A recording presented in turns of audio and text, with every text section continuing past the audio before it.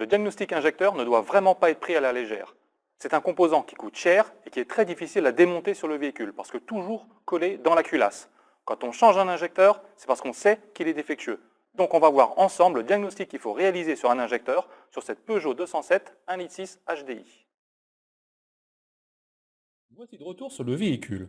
Alors, il faut savoir qu'un injecteur sera activé pendant à peu près 1 millième de seconde et qu'il va recevoir en même temps des pics de tension de 50 volts. La qualité de la connexion électrique est donc hyper importante.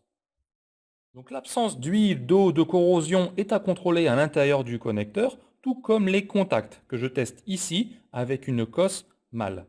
Là, vous voyez, je sens bien une résistance à l'enfoncement. Alors parlons-en de la résistance d'ailleurs. Mais cette fois-ci de la résistance électrique, qui sur des injecteurs solénoïdes est très faible. Là, vous voyez, j'ai environ 0,3 ohms pour cet injecteur.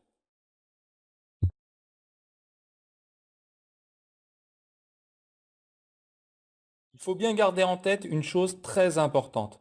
Faites le test sur tous les injecteurs et pas que sur celui où vous pensez avoir un défaut. Vous voyez qu'en déplaçant l'ohmmètre sur un autre, on retrouve exactement la même valeur de 0,3 ohms. Alors concrètement, il aurait fallu comparer cette valeur de 0,3 ohms avec la vraie référence issue d'un site technique. Honnêtement, pour les injecteurs, on n'en a pas vraiment besoin. Parce que la valeur qui sera le plus décalée par rapport aux trois autres sera la mauvaise valeur, tout simplement. Allez, pour continuer les tests électriques, on va maintenant vérifier la tension arrivant à l'injecteur. Mais pas avec un multimètre, mais plutôt mon oscilloscope.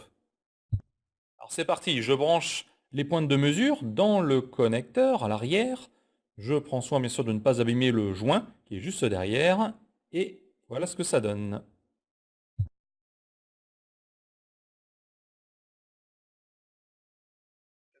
Voilà, je suis relié au picoscope, donc je n'ai plus qu'à démarrer le véhicule et vérifier le signal donc.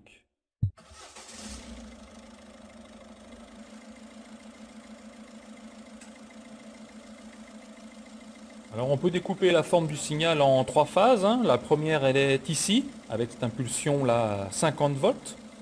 On observe ensuite tension assurée, 0,12 volts. Et enfin, lors de la désactivation de l'injecteur, on a là un pic négatif, à peu près moins 50 volts, dû au courant d'extra-rupture.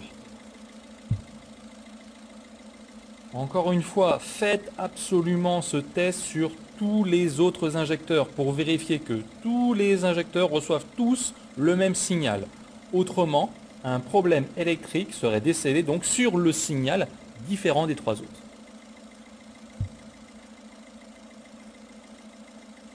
En cas de mauvais signal, il faut quand même savoir que le problème peut être dû au calculateur, au faisceau injecteur ou à l'injecteur en lui-même. Mais au moins, on sait que c'est un problème électrique. Alors une fois qu'on a validé la partie électrique, on va passer ensuite à la partie mécanique avec le test de débit de retour injecteur. Alors voyons d'abord ensemble les raisons pour lesquelles un injecteur aurait un taux de retour trop élevé. Comme je l'avais expliqué dans une autre vidéo, il va fuir au retour essentiellement le gasoil issu de la chambre de commande. Étant donné que le volume de cette chambre est extrêmement petit, le débit de carburant fuyant de cette chambre sera toujours très faible. Et normalement, on doit constater, moteur tournant, un goutte à goutte sortant de l'injecteur. Ok, alors la défaillance classique est la fuite de la chambre par le clapet, laissant alors s'échapper toute la pression rail vers le retour. Le débit est donc beaucoup plus important et l'injecteur est mal commandé. Pour réaliser cette mesure de débit de retour, je vais utiliser cette valise de test contenant tout simplement des durites et des flacons gradués pour recueillir le gasoil de retour. Sur notre véhicule, il va d'abord falloir retirer cette rampe de retour carburant. Donc c'est parti, je retire ces petites agrafes pour ensuite retirer les retours.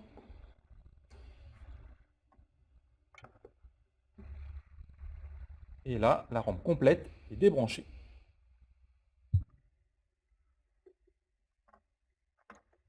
Chaque injecteur est donc relié sur sa propre petite bouteille et on n'a plus qu'à observer les flacons se remplir de carburant.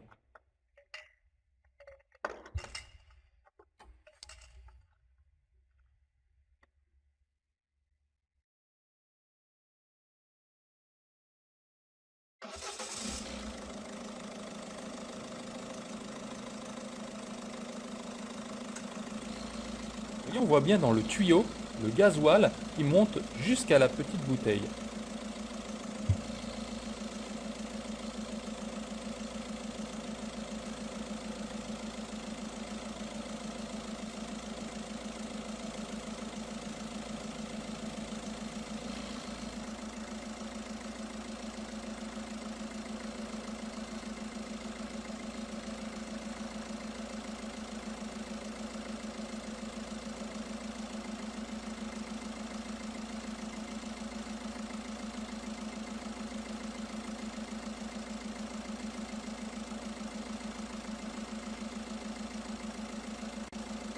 Donc jusqu'ici, les bouteilles se remplissent de manière uniforme.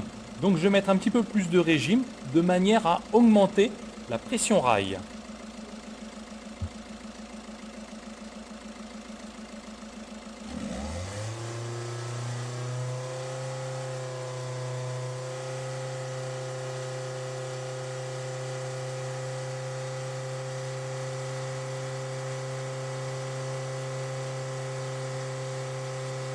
Alors ça se remplit un petit peu plus vite, hein, bien que ce ne soit pas hyper flagrant, mais le débit est toujours homogène entre les 4 injecteurs. C'est le plus important.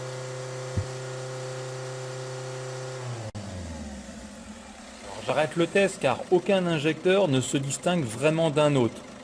Même si là on constate de légères différences de niveau, on peut conclure que tous nos injecteurs sont bons.